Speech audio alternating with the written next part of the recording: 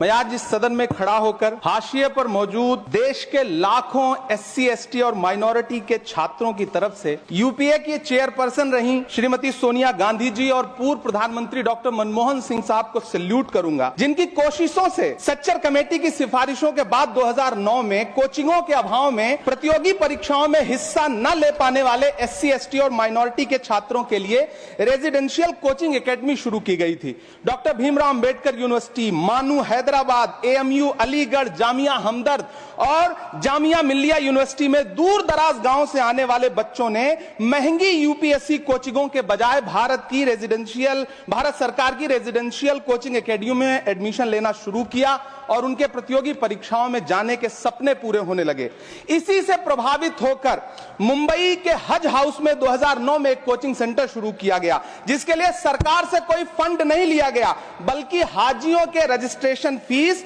और service charges से बनने वाले हज कमेटी के कॉर्पस के एक हिस्से से इसे शुरू किया गया। तकरीबन 10 साल शानदार तरीके से चलने वाले इस कोचिंग सेंटर के रिजल्ट भी बढ़िया रहे। कई आईएएस दिए, आईपीएस दिए, महाराष्ट्र की स्टेट सर्विसेज में बच्चे सेलेक्ट होने लगे। फिर आया कोविड,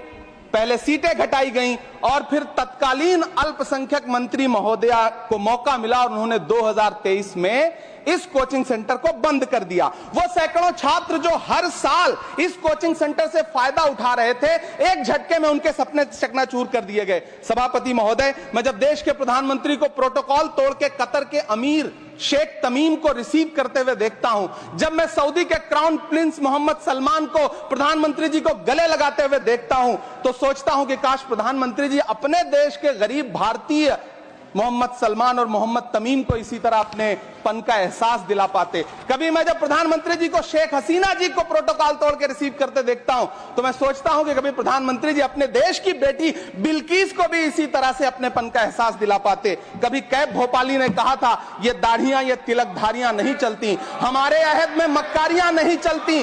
दिलों को हम कबीले वालों के दिल जोड़िए मेरे सरदार, सरों को काट के सरदारियां नहीं चलती। सभापति महोदय, मेरा अल्पसंख्यक मंत्रालय से अनुरोध है कि हाजियों के पैसे से चलने वाले हज हाउस कोचिंग के कोचिंग सेंटर को फिर से शुरू किया जाए। न सिर्फ शुरू किया जाए बल्कि उसकी सीटें भी बढ़ाई जाएं। जब पैसा सरकार को नहीं देना है बल्कि हाजियों का जो कॉर्पस सैकड़ों करोड़ रुपए के रूप में इकट्ठा है, उससे इसको चलना है कोचिंग सेंटर को, तो फिर इस कोचिंग सेंटर को चलाने में और देश के बाकी हज हाउसेज में इसे शुरू करने से सरकार को परेशानी क्या है। मेरा अनुरोध है, यहां मंत्री महोदय बैठे हैं, अल्पसंख्यक मंत्री, कि कृपया संज्ञान लें। देश के लाखों छात्र आपसे गुजारिश कर रहे हैं।